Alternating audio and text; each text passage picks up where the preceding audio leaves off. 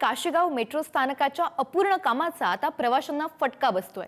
अपूर्ण कामामुळे प्रवाशांना गैरसोयींचा सामना करावा लागतोय। स्थानकातून बाहेर पडण्यासाठी 4 पैकी केवळ 2 जिने सुरू असल्याचं कळतंय। प्रवाशांची संख्या वाढल्यानं आता जिन्यावरही मोठी गर्दी होताना दिसते। जून पर्यंत मेट्रो स्थानकावरील काम पूर्ण होईल अशी माहिती मंत्री प्रताप सरनाईक यांनी दिली आहे।